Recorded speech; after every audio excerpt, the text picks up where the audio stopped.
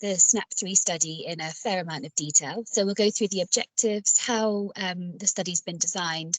We'll talk about the case report forms, how sites should be set up.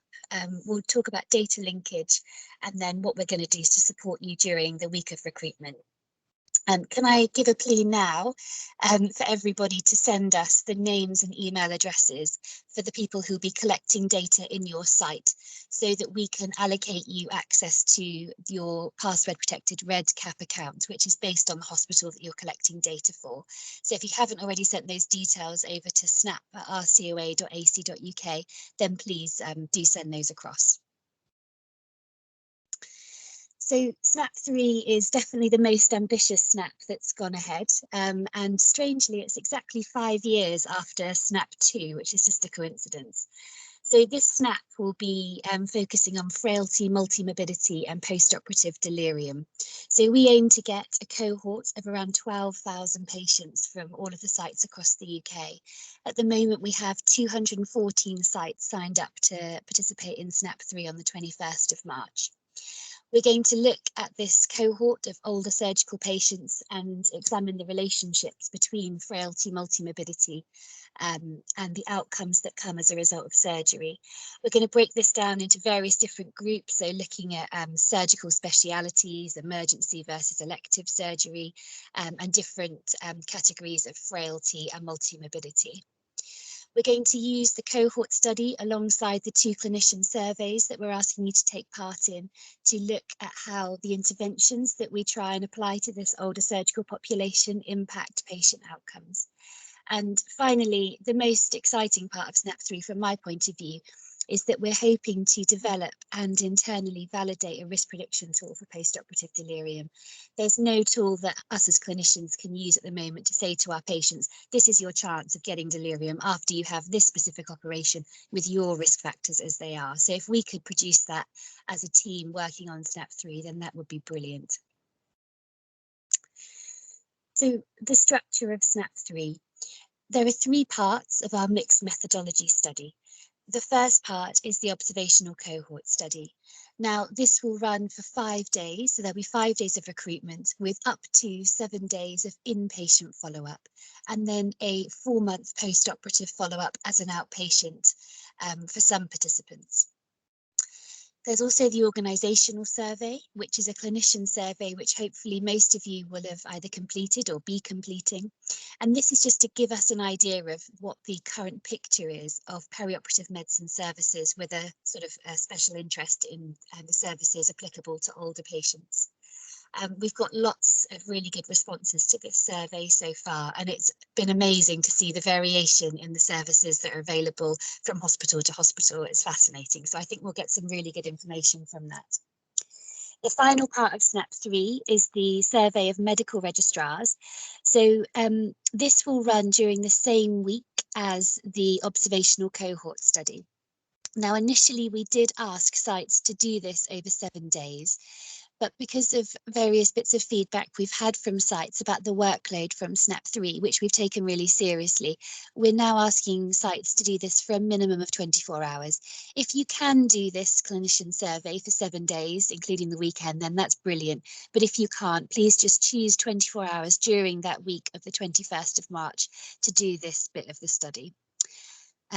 This part of SNAP3 is trying to work out what the unplanned acute workload is that impacts on medical services as a result of older surgical patients being referred acutely. And this will involve speaking with the medical and geriatrician registrars on call during that 24-hour period that you choose as a site.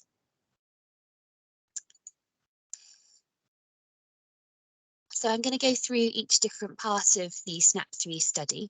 If you have any questions, then you can type them in the chat and Karen can address them. I won't be able to see the chat, so I'll stop at regular intervals to ask you if you have any questions as we work through. So the important points that I'd like you to note about the cohort study. The main strength of the SNAP3 study is that we're going to produce a big cohort of older surgical patients. So by older, I mean patients who are 60 years and older. We want the study to be as inclusive as possible. So we've made our inclusion and exclusion criteria as broad as possible. Now, I'll go through the details of the inclusion-exclusion criteria in just a moment, but I'd like to draw your attention to the fact that this study involves those who lack capacity. And it's really important that we do include this group in our study. We know that patients who have dementia are more likely to be frail, more likely to be multimorbid, and more likely to develop post-operative delirium. So if we don't include this important subset of patients in the study, then our results will be skewed and our data won't be as valid to the population that we'd like to apply our results to. So involving those who lack capacity in research is a little bit more challenging than involving those who can just sign the consent form for themselves. It involves consultees if you're working in England, Northern Ireland or Wales, or a personal legal representative if you're working in Scotland. And I'll talk through the details of how exactly you do that a bit later on. I'd also like you all to note that we're using electronic consenting preferably, although there is a paper consent form as a backup if your site prefers to use paper consent. And we're also using an electronic case report form. And this is because the case report form itself is fairly complicated and uses lots of branching logic to only offer you the questions that are appropriate to your particular participant. Again, I'll show you this in just a moment. So this is a screenshot, and I know the text is really small, of example inclusion-exclusion procedures. So our inclusion criteria are that we would like to include all participants who are 60 years and older undergoing a surgical procedure during the 5 days of recruitment from the 21st of March. We're excluding those who are ASA 6, and we're excluding procedures that are unlikely to cause such physiological disruption that post-operative morbidity will result. So what I mean by that is we're not asking you to collect to recruit patients who are undergoing very minor procedures, for example, cataract surgery. If we were asking you to collect data for those who are undergoing cataract surgery, you'd be recruiting huge numbers of patients for very little useful information at the end of it. But it is really hard to know where exactly to draw that line to say which procedures should and shouldn't be included. Almost all surgical procedures are included. It's generally things that we think are very minor that we've excluded. So here you can see things like a simple dressing change that wouldn't be included, even if the participant were to have a general anaesthetic to facilitate that. Whereas something like a sorry, something like retinal surgery, that would be included. And it's not really the type of anaesthetic that determines whether or not a procedure is included. Almost everything is included. So if the participant undergoes general, local, sedation or regional anaesthetic, that would all be included in SNAP3.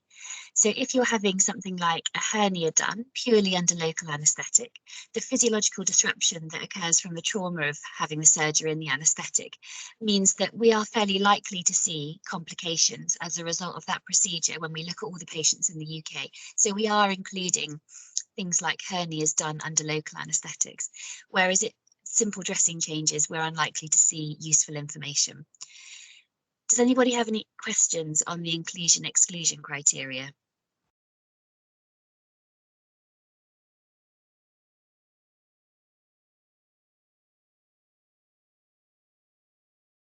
If during the week of recruitment you have any questions about it, then there will be a WhatsApp group available for PIs to ask about procedures that are a little bit controversial. Also, if you want to look at the procedures that are coming up in your theatres in the week before SNAP3, then you can always email us to ask if certain things are included or excluded.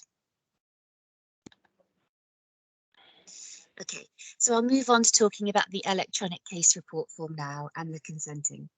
So the case report form that we're using is going to be via the REDCap system. So the REDCap system is a brilliant web-based database that's commonly used for research in the UK. Some of you will have used it previously and some people will never have used it before, but essentially it's opened via a web browser and you can use it on any secure device. And by secure device, that just means a device that is secure enough to be able to access personal emails or NHS emails. So in our piloting, we found that trainees commonly found it really good to be able to use the REDCap system on their phones through their web browsers. Other people preferred to use the laptops, iPads, or the hospital computers. It's really up to you.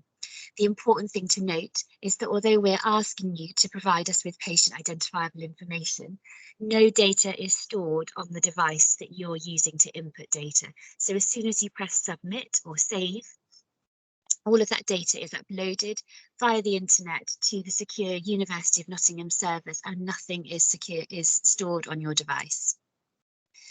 Now, the reason that I am advocating using electronic consenting is because I've designed the case report form to be able to direct you to the correct type of consent form, depending on the participant you're recruiting. So what I mean is, if you look at this first page of the case report form here, you can see that I've asked at the bottom, does this potential participant have capacity to consent? And on another page of this case report form, there's a question asking you which hospital you're from. So by answering those two questions correctly, I can upload the correct consent form for you, because there are different consent forms depending on the country and the capacity status of the participant. I'll explain what the consent forms look like in more detail in a moment. If your site prefers to use a paper consent form, you can work around this, and it's very straightforward, but I'd be grateful if you would let me know. Now, in order to try and make the case report form as user-friendly as possible, I've tried to give you as much detail about each page as we work through. So you can see here on this eligibility check that I've included a PDF attachment of our Appendix 1, which includes those example procedures. And I've also uploaded all of the validated tools so that you're not having to refer to different appendices in your local information pack when you're busy recruiting patients. Now, this table here just shows you the two different ways of accessing REDCap. So there are two different ways that you can enter data onto REDCap. Now, I recommend that all PIs, at least one research nurse and the trainee PI for each site has access to the password protected REDCap system. This is the system that most research nurses will have used previously, and it displays a table that allows you to track all of the participants that are being uploaded onto your site, and you can review the progress through the different stages of follow-up for SNAP3. It also allows you to withdraw participants and to download PDFs of the consent forms so that you can upload them onto your electronic notes or print them out and give them to the paper notes or to the patient themselves. There is a second option for entering data into REDCap, and we've included this option to try and make it as easy as possible for local investigators to enter data quickly. So there is the survey links format, and I'll show you how this looks different in just a moment. The survey links are you've probably seen by clicking on the links that Karen has sent you out to the example case report forms. So this is basically a URL that you click on as a local investigator. There's no password, no username, nothing like that. But by entering the hospital that you're working in, any data that you enter via this route will be uploaded onto the password protected site level database that your PI can access. The follow-up for this particular system relies on email prompts alone, and obviously the PI can still see each participant and whether or not they need follow-up via their main table, but you as the person who doesn't have a password will only be able to receive the email prompts. It's great because it's so accessible, but the downside is you can only see information about the participant that you're currently entering. You can't move between participants. So just to show you what I mean, because it's far easier to see this than to describe it, this is a screenshot of my view of the SNAP3 password protected system. So you can see here that there are rows, and each row is a participant, and each column is a page of the case report form. Now you can see that not all of them are relevant because there are lots of different types of consent forms depending on who you are and what you're doing. And the grey dots are the ones that haven't been filled in. The green dots are obviously the ones that have been filled in. we've also included a feature here. If you click on data exports, reports and stats, it will take you to a page where you can access a report so that you can see all of the names and NHS numbers and the record ID from the SNAP system as a table, so that you can easily review the names of who's been recruited for your site. So if you can only see this view if you've got a password login for SNAP3's REDCap system. This is an example of the survey links version. Now, this is all on a participant level. So you work through each page of the consent form as if it were sort of a survey. So you still have the same information as is in the password protected system pages of the case report form. So this text is the same whether you're accessing one way or the other. The appendices are all uploaded the same, but you can only enter information about one participant. You can't skip between participants. And you can see here, this is the clinical frailty scale page, and you basically just select the option from here, and if you want to refer to the appendix that describes the pictures of the clinical frailty scale, then you can click on the appendix here. If you wanted to skip between various pages of the case report form for one particular participant whilst using the survey links, then you can click in the top right-hand corner of the previous page. There's a button called Survey Queue, and this will bring up this list of all the assessments that can be done for that particular participant. Yours will never look like this because it will only show you the ones that are available. I literally haven't done anything for this participant at all. But say you wanted to go and skip to lab data because you had the blood test results open, you can click Begin Survey and it will direct you to that page of the case report form. And then if you wanted to come back, you could click on Survey Queue and bounce back to, say your comorbidity assessment. So you can move around between different pages even if you don't have that login system. Does anybody have any questions about the electronic case report form? I have made 2 videos which Karen has very kindly uploaded onto our website, where you can get a more full explanation of how to use the system.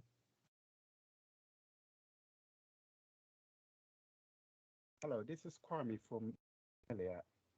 Can I just check, if you already have access to REDCap, do you need to get another login details to be able to work on SNAP3, or could they be just added onto your account?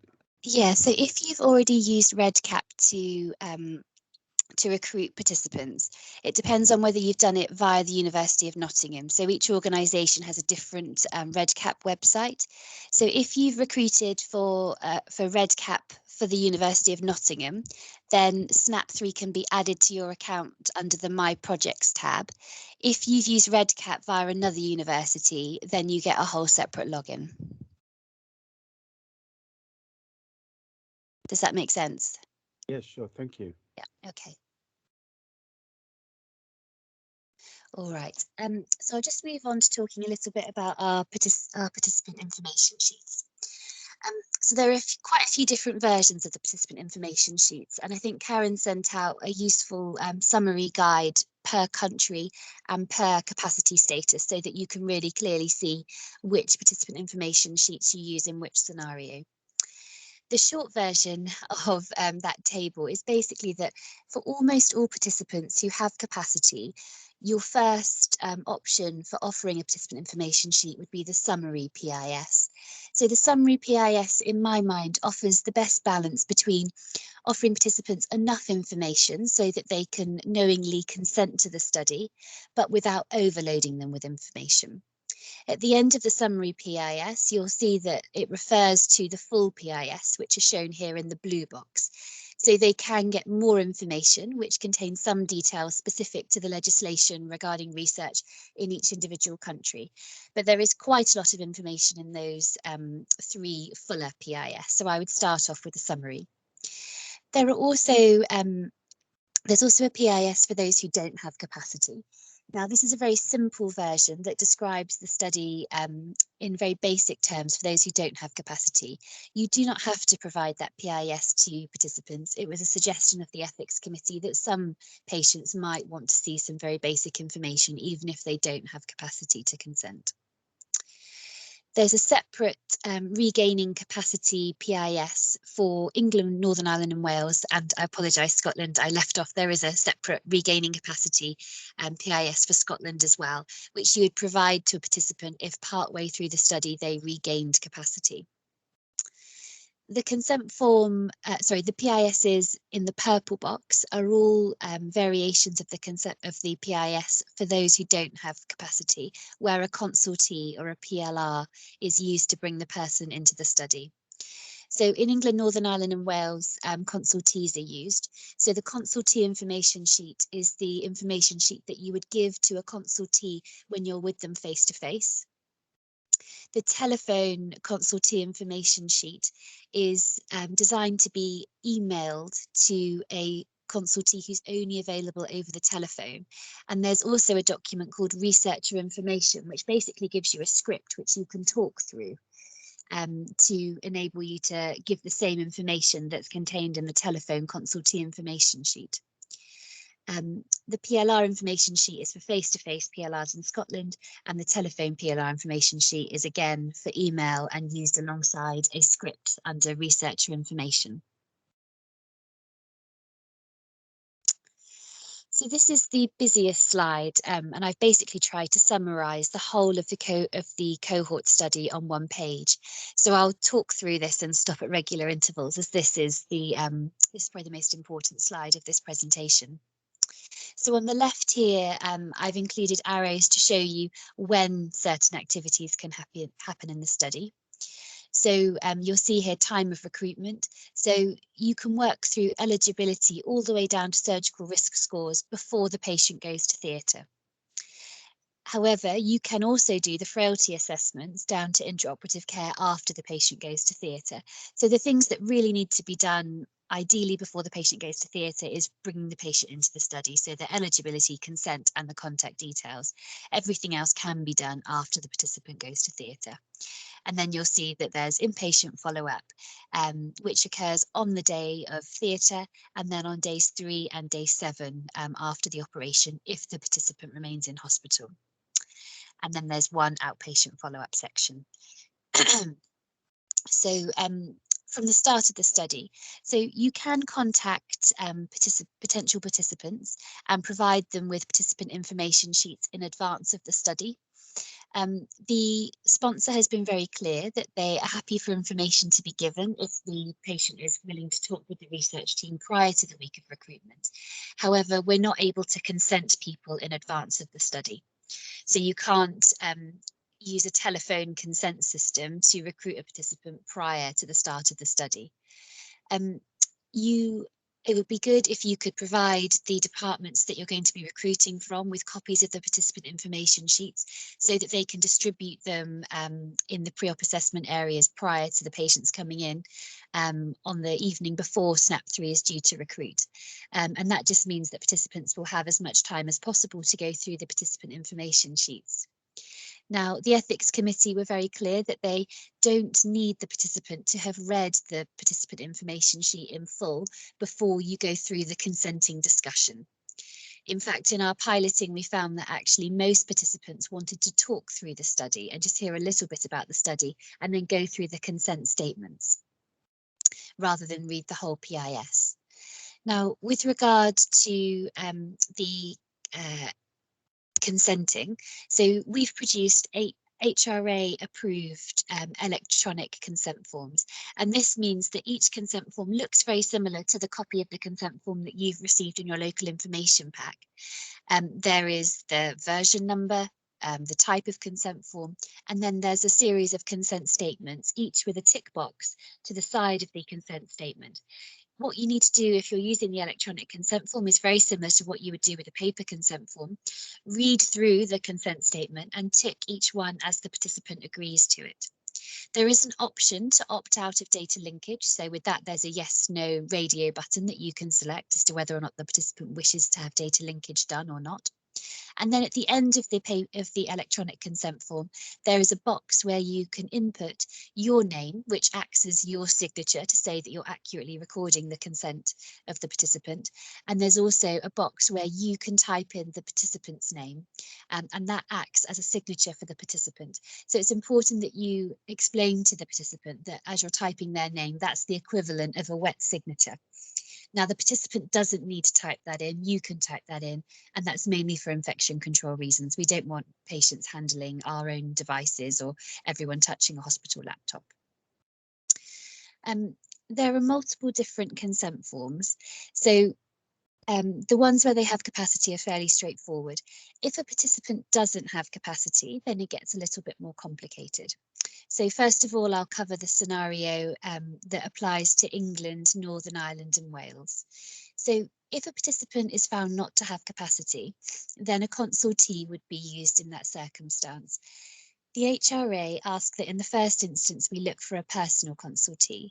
So that is a friend, relative or an unpaid carer who is willing to act on behalf of that particular patient and decide whether or not, if they had capacity, would they want to be part of the study or not.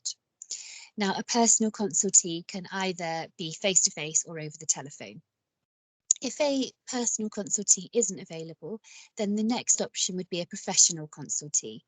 And that is a clinician who's willing to also put themselves in the shoes of the participant and gather some information and decide whether or not, if the participant did have capacity, would they want to be part of the study. Now, usually that tends to be somebody who's a bit more senior. So often, according to the HRA, it's a registrar level person or a charge nurse on a ward, but there is no actual seniority definition. It just needs to be a professional who isn't part of the research team who's willing to take on that role. If a participant consultee is available face-to-face, it's easy. You just use the consultee information sheet and work through the consultee declaration form. If a participant's consultee is only available over the telephone, and I know this will be a fairly common scenario with the current COVID restrictions, then there are two options for getting their agreement for the participant to be part of the study. So if you phone the consultee and they say that yes, they're happy to go through information about the study over the phone, then you can use the researcher information to work through the script that the ethics committee have approved, which gives them enough information to agree to their participant being part of the study. And you can then work through the consultee declaration form. You can also send them the emailable consultee information sheet, but you don't have to. They don't have to receive that because the script goes through enough detail. If you phone the consultee and they would prefer to read the consultee information sheet in full before they agree to the study, then you need to obviously then email it to them and arrange a time to call back, and then a second phone call go through the declaration form. So you can see in that second circumstance it's more cumbersome and you're likely to lose a few people, but obviously we have to go with what the consultee would prefer. If you are working in Scotland, then it's a slightly different system. So in Scotland, a personal legal representative is used. So with this, you need to make sure that the participant isn't a ward of a particular representative, and that there isn't a legal attorney who applies to that particular participant. And if neither of those two situations apply to that participant, then the personal legal representative can be the nearest relative, but it cannot be a friend or unpaid carer. So that's the definition in Scotland. There are two legal roles that need to be excluded first, which generally the hospital will know about because that's how they will have consented for their surgery. But if they don't exist, then the nearest relative would be the person who can act in that capacity. And the rules surrounding face-to-face consent and telephone consent are the same. If you are completing telephone consent in any of the countries, then the conversation needs to be witnessed. And what that means is you can either have your phone on speakerphone so that a witness can listen to the whole conversation and can type their name in at the end of the declaration form to say that the record is accurate, or you can have the conversation with the consultee or PLR and a witness overhearing one side of the conversation, and then at the end of the telephone call you quickly pass the phone to the witness, who just confirms with the person that you're speaking with that they're happy with everything that was gone through, and then they would sign the declaration form in the same manner as before. Now, the consenting process is very complicated. Does anybody have any questions about that?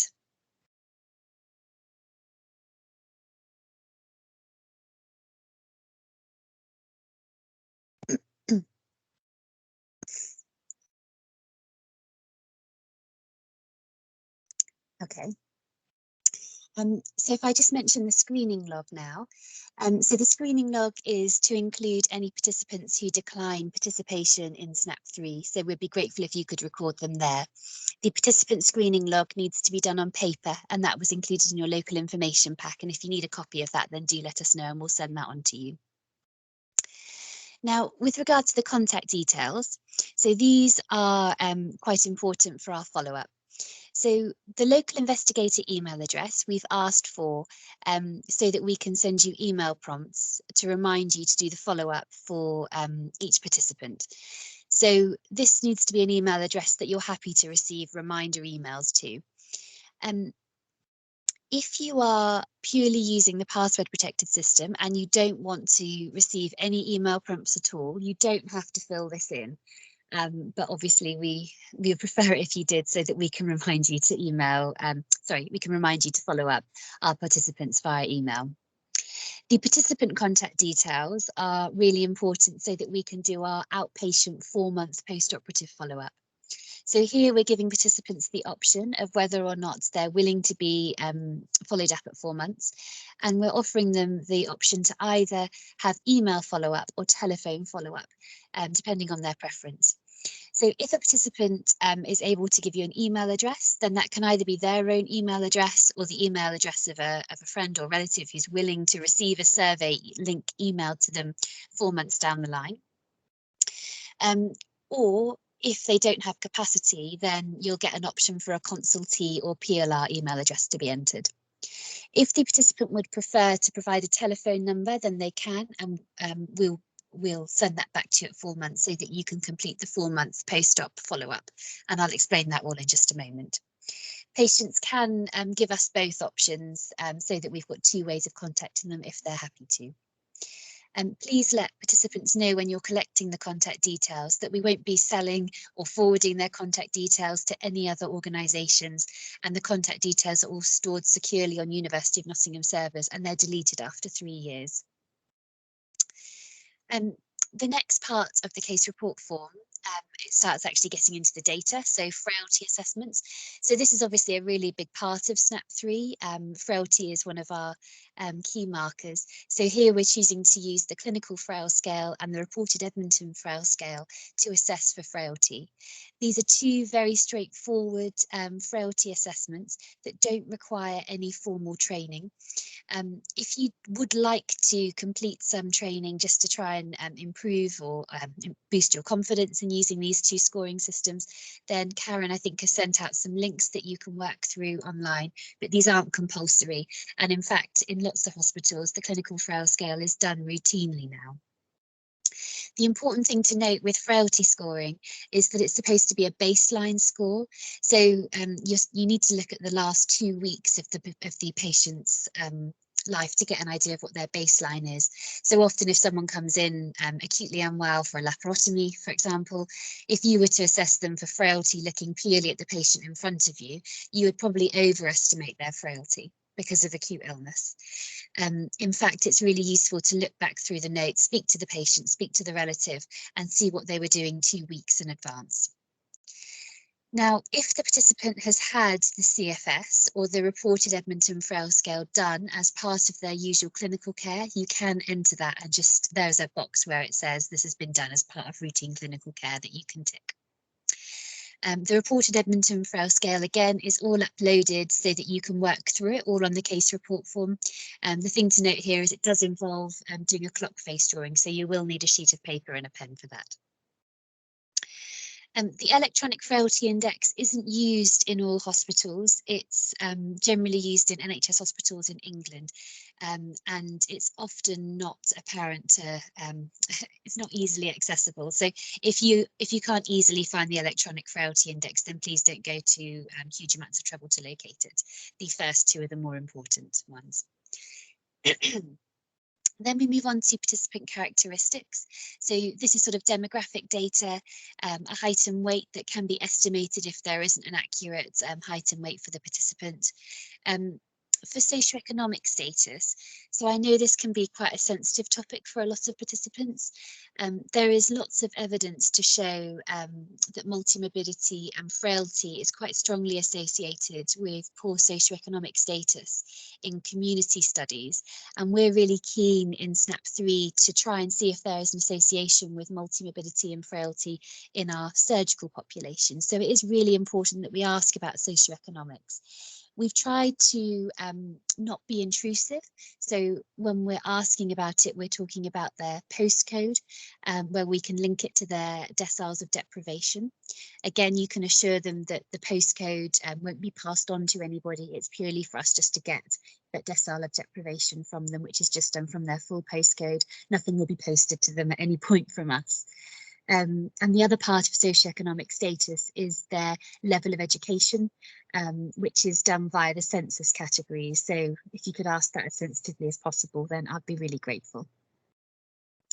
Then there's medical data. So this is looking a bit about activities of daily living. So just a broad overview if they need help with physical tasks like washing and dressing, or if they need help with the sort of higher functioning tasks such as transport outside of the home and managing finances. It also asks about their pre-op assessment experience, if they were seen in a nurse-led clinic or an anaesthetist-led clinic, or if they were just seen on the day of surgery. And then we move on to their multimorbidity assessment. So here we've used comorbidities which are mapped to the Charleston and Elixhauser comorbidity scores. Here there's a long list of comorbidities, each with a small definition on the page of the CRF and an appendix attached where you can get more information if you're not sure if that particular comorbidity is relevant to your participant. There's also a page on lab results. Now, we don't want any patients to have blood tests or COVID swabs as a result of SNAP3. So please look back at your local lab results system, and we're including any results up to 12 weeks, which is a change from our first protocol, because we're obviously seeing that patients are taking a long time to come through to surgery because of COVID. So any results up to 12 weeks regarding bloods. With regard to COVID status, we're trying to be as pragmatic as possible with this. So if a participant is being treated as COVID negative in your hospital, then record them as negative. If they're being treated as positive, record them as positive, whether or not that decision is made on clinical grounds, lateral flows, LAMP tests, or PCRs. The next part of the CRF is the surgical risk scores. Now, ASA is something that will probably be very familiar to all of the anaesthetists on the call, but may not be so familiar to the research nurses. So ASA is a risk scoring system that's very commonly used in hospital records and documented on the front of anaesthetic charts. It's a very simple scoring system that any anaesthetist will be able to help you with if it's not recorded on the anaesthetic chart. So please work with your anaesthetist colleagues if that's not clearly documented. The SORT surgical risk score is slightly more complicated. So some of you will have used that in anaesthetic clinic. So this involves determining the type of operation exactly. And on the SORT website, you need to work through categories. So you work through the type of surgical speciality. So for example, spinal surgery, and then you work through the subspeciality, so spinal column surgery, and then you specify the operation type. Now, to try and make this a little bit simpler for sites, I have created a common procedures box. So if you think that the procedure that your participant is having is common, so lap chole or total knee replacement, you can type in lap chole or TKR, and hopefully that procedure will upload for you so that you don't have to work through all the categories every single time. but you always have the backup of the full sort categories if it doesn't come up. The final part of the sort version 2 is a clinician assessment of risk. Now, most junior local investigators, and I anticipate research nurses, won't be happy to make an assessment of mortality as a result of an operation.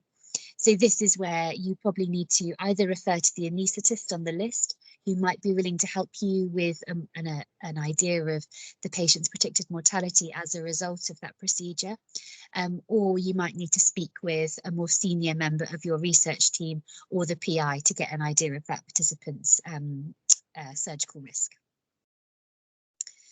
So those are all the things that can be done prior to the participant coming to theatre. Does anybody have any questions about those?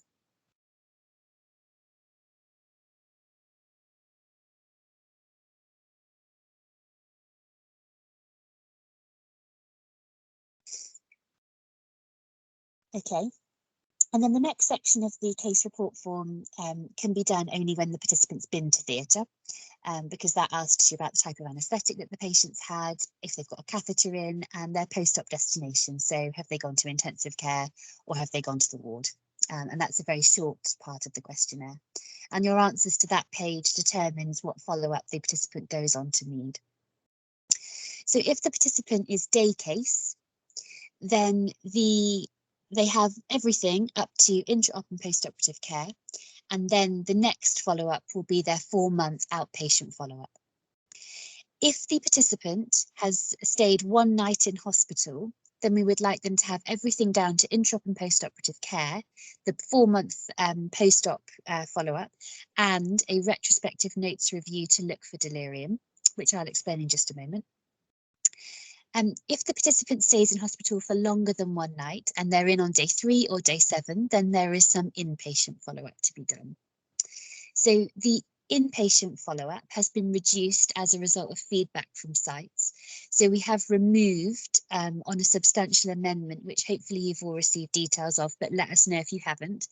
We've removed the day 1 post-operative follow-up. So that's just left us with day 3 and day 7 post-op follow-up. So hopefully that's reduced your workload slightly.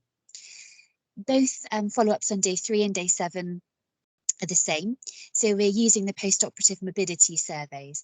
There are 3 different types of post-operative morbidity survey. There's the general, the cardiac, and the fractured neck of femur, which applies to cardiac patients, is the cardiac POMS. Fractured neck of femur patients obviously have the fractured neck of femur POMS, and then everything else, orthopedics, general surgery, breast surgery, plastic surgery, they would all use the general POMS to look for post-operative morbidity. The POMS surveys themselves are very straightforward. They're a series of yes/no questions with quite strict criteria as to whether or not you select yes or no. It's things like, is the participant using oxygen post-operatively when they weren't before? That kind of thing. There is a question where we ask about delirium. So does the patient have new acute confusion or delirium? If you have somebody who is definitely delirious, then you can select yes. If the participant doesn't obviously have delirium, the case report form will then direct you to doing either a 4AT if the patient's on the ward, or a CAM ICU if the participant's in critical care, to try and determine absolutely whether or not the participant has or doesn't have delirium. It's just so that we're absolutely sure that we're picking up as much delirium as possible, because it's a really important outcome for our study. The 4AT should take you less than 2 minutes. It's 4 very straightforward questions. The CAM ICU is a little bit more involved, but hopefully if you're working in intensive care with trainees are generally very used to doing the CAM ICUs on participants, in my experience. So they will be quite fluent in doing CAM ICUs. But regardless, I've uploaded all of the CAM ICU questions onto our case report form so that you can work through them in turn. The final bit of follow-up for inpatients is the retrospective delirium trigger words notes review. Now, this is just to make absolutely certain that we've picked up as much delirium as possible. So anyone who spends at least 1 night in hospital ideally should have a retrospective delirium trigger words notes review. So this can be done on the day the participant leaves hospital, or on day 7 after surgery. So this is a notes review that's looking at the medical and nursing notes up to and including day 7 of the patient's stay in hospital. If the patient becomes delirious on day 8, then we don't want to know, because unfortunately we can't use that information. So whether or not you do it as the patient leaves hospital, or you sit down and do it a few weeks after the study has concluded, it kind of depends on how your site is set up. If you're using paper notes, it might be easier to do it as the participant leaves hospital. In our piloting site that used paper, they found it most simple to go and find the patient's notes and work through it as their patient left hospital. In our piloting site where they used electronic notes, we found that actually it was better to sit down a week after the pilot and go through all of the participants' notes electronically and go through the notes review then. So it kind of depends on your setup.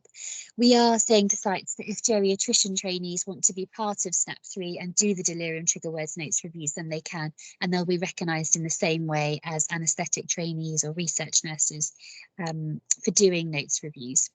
So the notes review itself basically includes an assessment to see if there's been any undetected delirium that hasn't been diagnosed from the notes. So I've created a tool on the case report form where you work through all the different DSM-5 criteria for diagnosing delirium, and you get examples of phrases and words that would be included for each diagnostic criteria. And if you tick yes to all of them, then it will say at the end, this patient probably had delirium based on the retrospective notes review. And obviously, if you discover delirium in a participant who's still in hospital and the clinical team don't know, then we should inform them so that they can get the most appropriate care. Does anybody have any questions on any of the follow-up?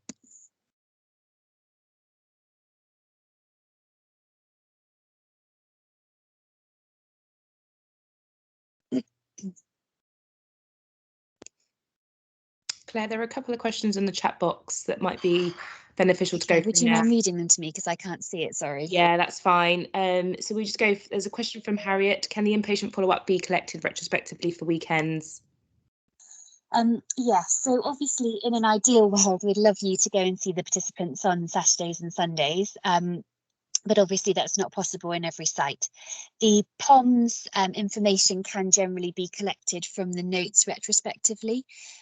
If you are seeing a patient not on the day they should be seen, so say it's Saturday, you should be seeing them on a Saturday and you're reviewing them on a Monday, then you won't be able to do the 4AT or the CAM ICU, because that needs to be done contemporaneously. But yes, you can go back and do the POMS retrospectively.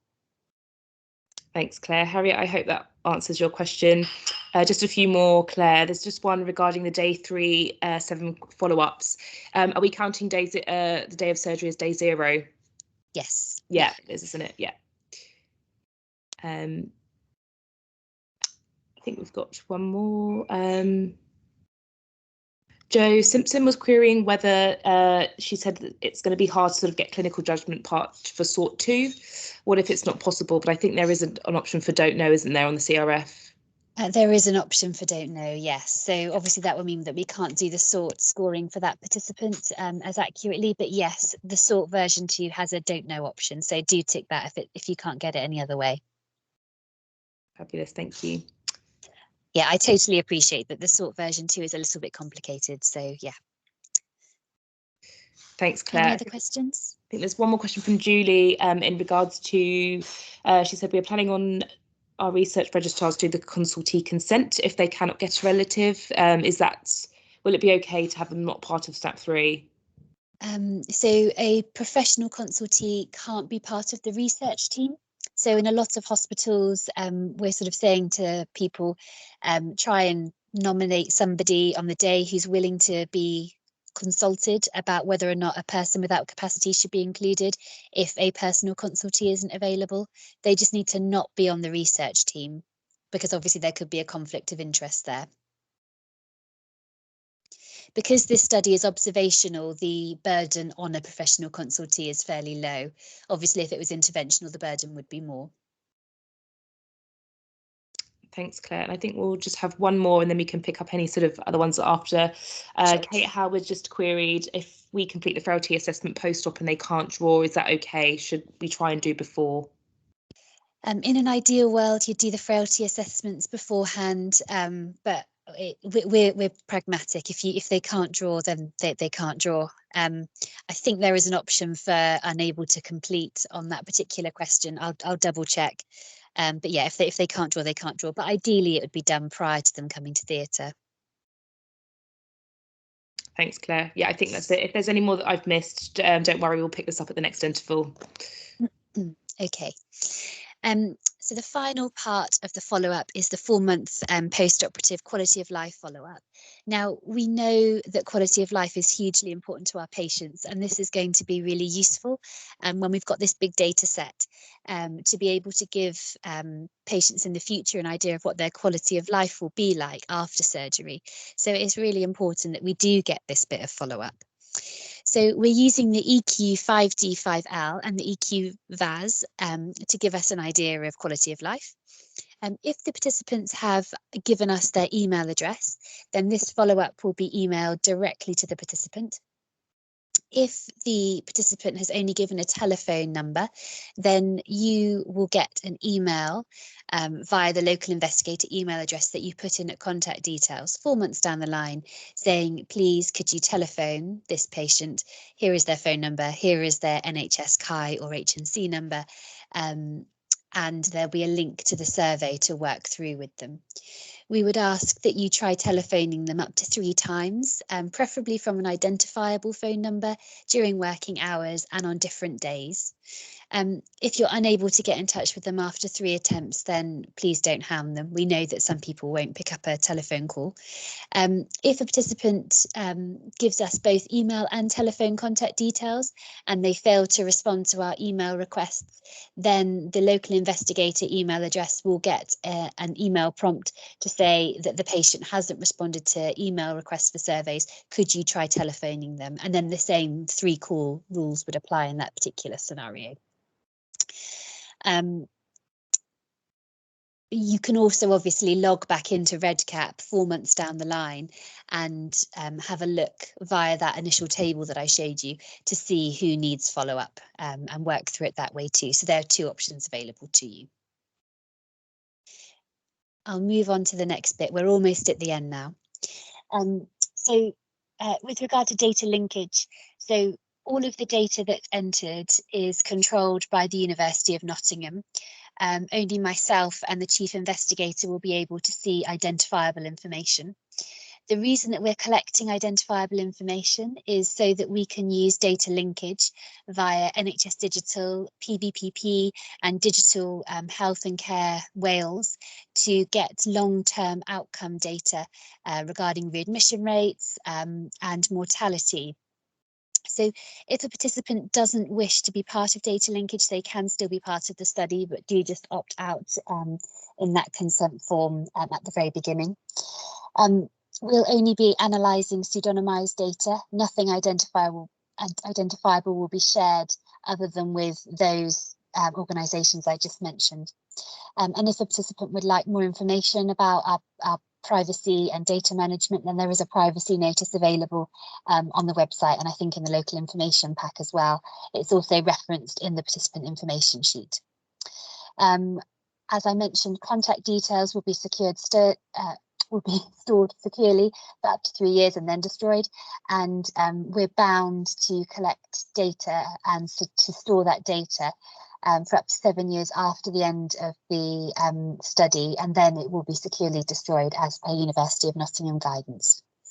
So hopefully that reassures your participants. The final part of SNAP3 is the survey of medical registrars. So this is designed to be fairly simple. So as I said earlier, it's about getting an idea of the unplanned medical workload from acute referrals about older surgical patients. We're trying to work out here who falls through the gap of standard perioperative medicine that's provided at each site. And we want to work with clinicians on this. So if geriatrician or medical trainees want to be local investigators for this, then we welcome them with open arms. As I said, we'd like the survey to be done for at least 24 hours during the recruitment period. And if you can do it for the weekend, then that would be brilliant too, but it's obviously site dependent. The survey itself is very brief, so you'll get REDCap access alongside the main cohort study, or you can use the survey links option, which, because it's quite a straightforward survey, that is quite a good way of doing it. So here you would just click on the URL, which will provide you with the official real one nearer the time, but you can look at the dummy data version that Karen sent out this morning to look through the questions. It's a really brief survey. You basically need to speak with the medical registrars who are on call looking after patients who are 60 and older during the time that you're doing your data collection. So when we piloted it, we contacted medical registrars at the beginning of their shift to warn them that we were going to speak with them at the end so that they could keep a tally of the referrals that they received. And then we spoke with them at the end of their shift. And depending on your hospital setup, it will determine whether or not this is best done via the bleep system, telephone, face-to-face, or as a last resort, email, because most emails tend to be ignored after an on-call shift, fairly understandably. And the survey itself just works through how many referrals they had, did they see the patient face-to-face or over the telephone, what was the primary medical problem, and what was the primary surgical problem. If you find it easier to not enter this data directly onto the electronic case report form, there is a paper CRF that's available for this, which Karen can give to you if you feel that it's better done on paper and then transcribed across to our electronic case report system. Because it's a simple survey, we can do it with this part of SNAP3. Does anybody have any questions on that?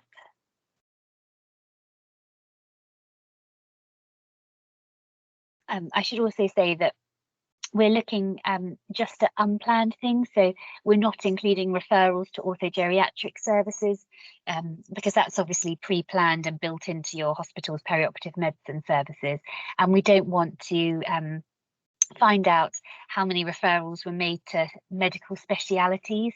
So we don't want to know how many referrals went to cardiology and gastro. It's just general medicine, and then geriatric registrars on call if you have those in your hospital.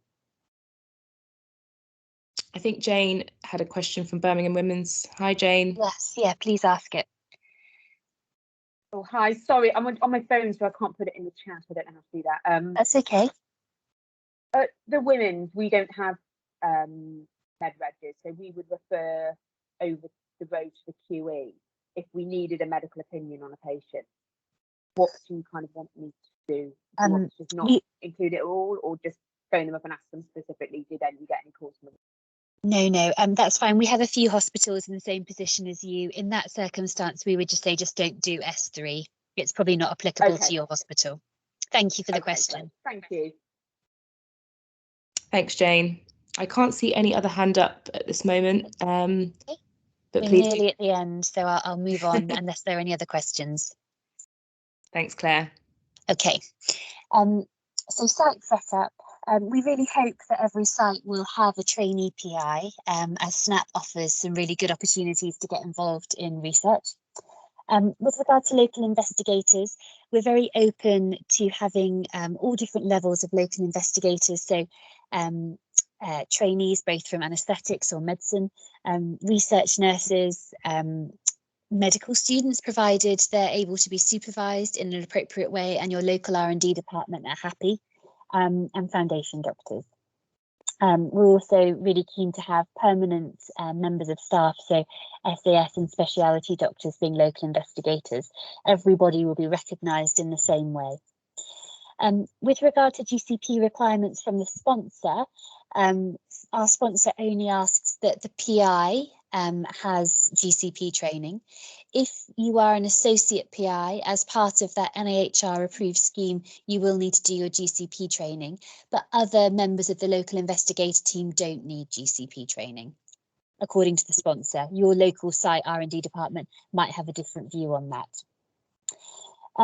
some sites are opting to set up a site level email address to collect all of those email prompts. That's a site level decision. I guess it depends on how busy your site is as to whether or not that's the best option for you. Regardless, you will be able to track follow up via the password protected REDCap system. And then obviously we need to speak with the surgical areas and departments that will be conducting SNAP3, and just so they know what SNAP3 is all about. With regard to benefits for everybody for doing all this hard work to be part of SNAP3, we really hope that this will be a high quality, high impact piece of research. Every other SNAP has produced some excellent data, that's massive credit to all of the local investigators, and we're confident this will be another excellent project that will improve perioperative medicine across the UK. For individuals, so for trainees, being part of SNAP3 will obviously give you some excellent experience in research. It will also help you get some of the new 2021 curriculum research and data management signed off. So you can always ask for some workplace-based assessments to be done as a result of SNAP3. We will also acknowledge every single person who collaborates with us with collaborative authorship on published papers. For those of you who are able to access and apply for the Associate PI scheme, then that will give you credit via the NIHR route, which is good and well recognised. For hospitals and departments, we really hope that you'll see that your anaesthetists have become more interested in what happens to patients after they are discharged from recovery, because this will give them all an opportunity to actually see what happens to patients with regard to developing post-operative complications and developing delirium later down the line. And hopefully that will spur an interest in perioperative medicine for the future.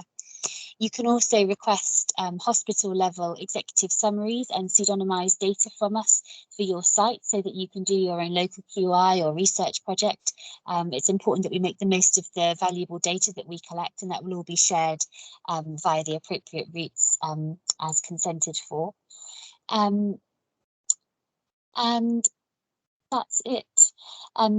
The last thing I have to say is thank you to everybody for coming to this SIV today. We really appreciate you giving up the time to listen to this talk. And I know that SNAP3 is a complicated study, but we think that it's going to produce some excellent data that will hopefully improve perioperative medicine. So please ask me any other questions that you have about the study. And do send us the names and email addresses of everybody who needs access to the REDCap system, because we're setting up those accounts as a matter of urgency over the next few weeks. Thank you, everyone. Any questions?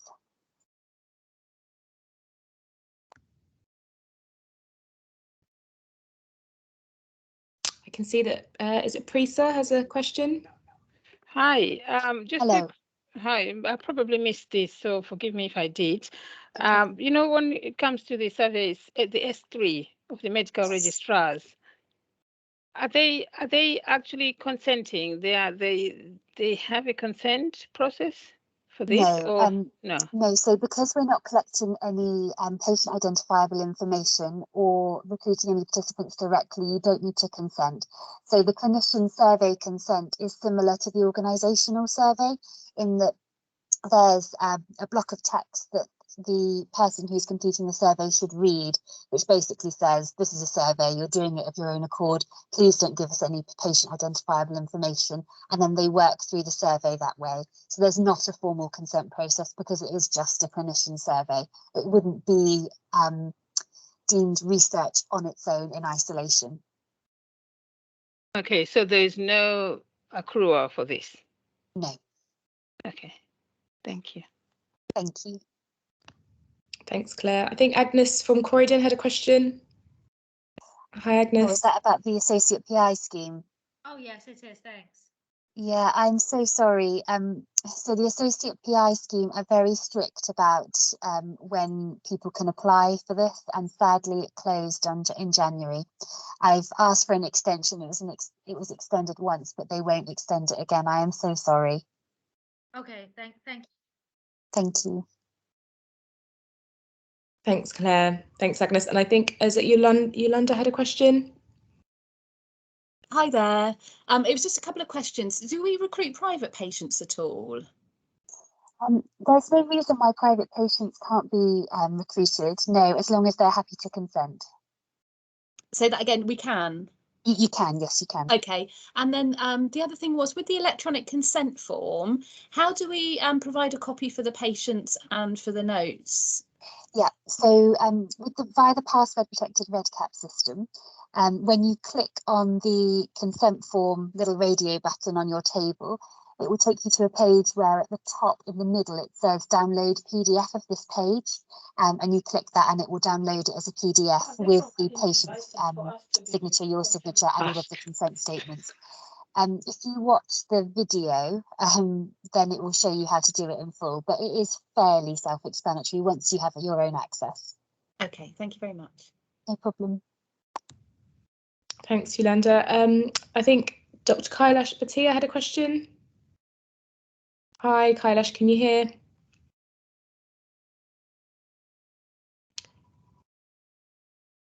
You might be on mute.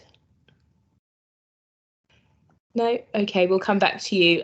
Jane, did you have another question, or is that an old hand? Yeah, I had another question. Sorry, I think it was a bit of a follow-on question from the associate PI. Because yeah, I obviously missed the deadline as well. What can we give to our trainees leads then, you know, to make it kind of so every trainee will receive a certificate from the Royal College as recognition of their participation, yes. But what about the lead training? We can provide an amended certificate to recognise them if they've taken a leadership role within the study. In order to be able to do that, we would need to have them on our contact database as the trainee PI. So you'd need to let Karen know about that independently, but we can provide them with a different level. Okay, so I can give our trainee leads some sort of extra status. Yes, yeah. Just for their CV. So if I email Karen. Yes, yeah. Okay, that's great. Yeah. Okay, thanks so much. No problem. Thanks, Jane, for your question. Raquel, does Raquel have a question? Yeah, I just wanted to ask, for the PISs, did you want us to put the PALS information or our research team? Yes, so you can amend the PISs locally to the standards that you normally do locally. So I know that some places would prefer to have their local PALS information. You can do that. And the other thing that the ethics committee suggested to us, so I've included a space for it, is an independent clinician who the participant could discuss the study with should they want to, just as a third party that they can run the study by. So you can also add an independent clinician on there if you would like to. Okay, thank you. It was just a suggestion, it's not mandated. Thanks, Raquel. Prisa, did you have another question? Yes, thank you. Again, it's just about devices. Do you provide mobile devices for this study? Because if you're going to see patients in this and you're consenting them electronically, you'd need to have some gadget of some sort, a laptop or something, or a tablet. How are we doing this? So unfortunately, we're not able to provide electronic devices to sites. So what we found in piloting was that generally individuals' smartphones worked quite well because it's just done via a web browser. But obviously hospital level laptops or some research departments have iPads and you can use those instead. If it's consenting you're particularly worried about, then you can use the paper consent forms.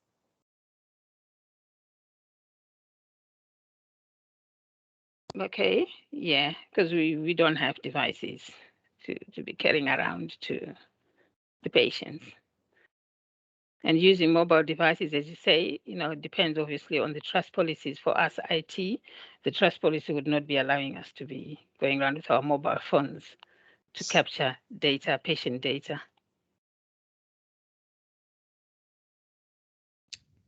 Thanks, Claire. I think Kailash doesn't have any audio, but he just queried whether the S3 form is mandatory. And it is, isn't it, Claire? Yes, really, for at least 24 hours. Great. Does anyone have any other questions? If I've missed your question in the chat box, please just feel free to pop your hand up. Hi, Joe Simpson. Hi, Joe. Hello. Quick question. How do we access the recording of this? I'm sure you said at the beginning, but just I've got a couple of people. Yes, so I will, following this call, I will get this recording uploaded to the SNAP3 website via the HSRC website. There is currently one available, but it is a bit outdated because it still includes the day one follow-up. So we will get this one uploaded so that you can refer to it. But by the end of today, did you say? So yes, hopefully. I'll check with the comms team because it's not myself that uploads it, but if not by the end of the day, then tomorrow, yeah. Fantastic, thank you. Thanks, Joe. Wendy? Yeah, I just had a question about delegation logs. Yeah. Yes. And whether they're electronic, paper, whether you need copies of them. So we've provided a paper copy of the delegation log in your local information pack. So yes, just we haven't we haven't received one, so I am going to email you about getting a local information pack. Okay. Yes, yeah, we'll provide you with one. If you haven't already, then put your email address in the chat and we'll make sure that you get one. Yeah, I'll email. Okay. Thank Brilliant. you. Thank you. Thanks, Wendy. We'll have a few more. So we've got Naima. Sorry if I've pronounced your name wrong.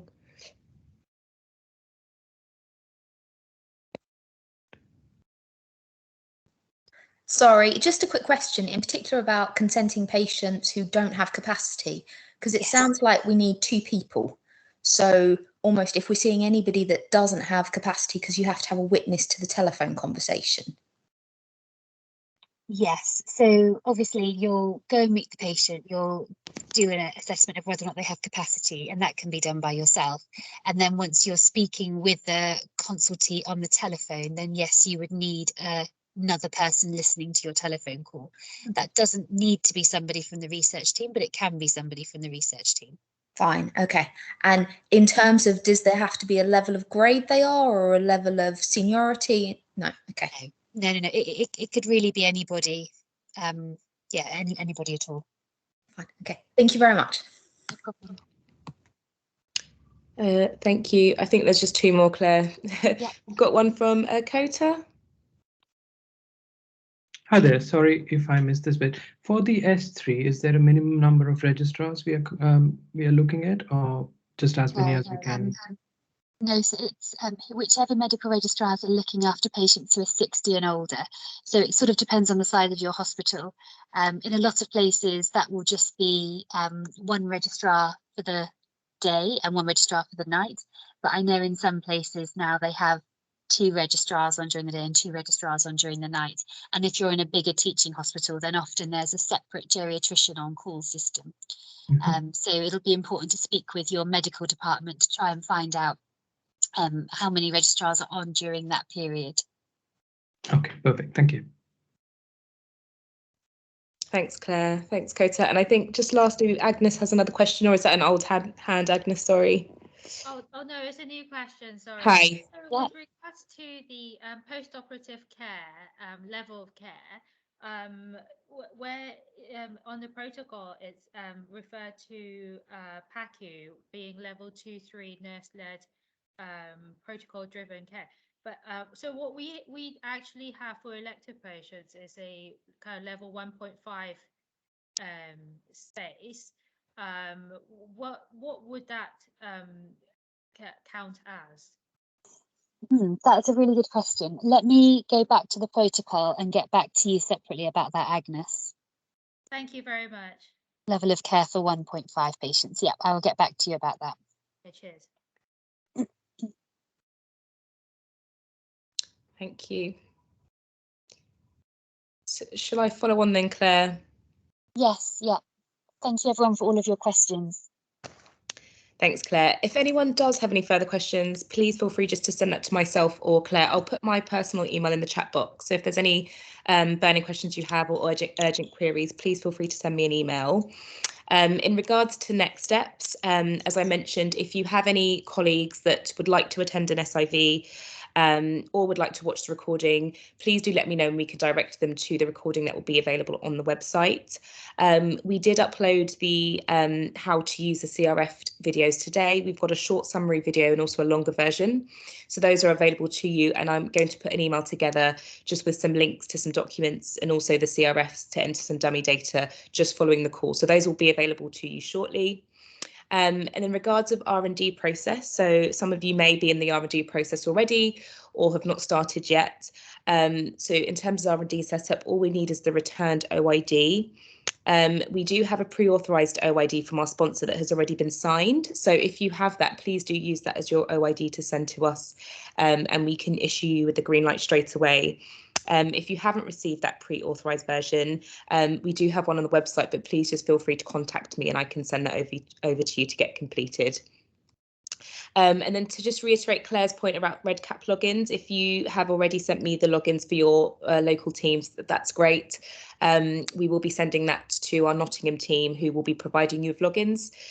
So that will come straight from the team. It won't come from us. So please just bear with us for a few days while we get those sorted, and those should be with you shortly.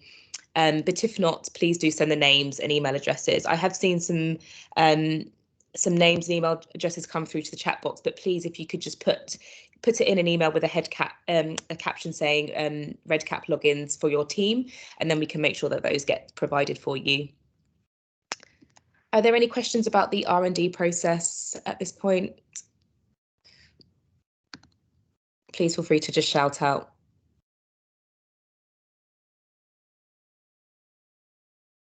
No?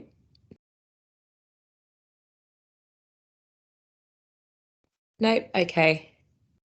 Well, thank you everyone for joining. Apologies that we've gone a bit over time. But again, I will put my email in the chat box. And if you have any questions concerning sort of any clinical queries or admin queries, please feel free to get in contact with myself or Claire. Thank you for joining, and we wish you the best of luck with recruitment. Thank you very much, and do get in touch via email or drop into our Q&A sessions, which we'll advertise very soon if you've got anything further. Thank you. Thank you. Thank you. Thank you. Bye.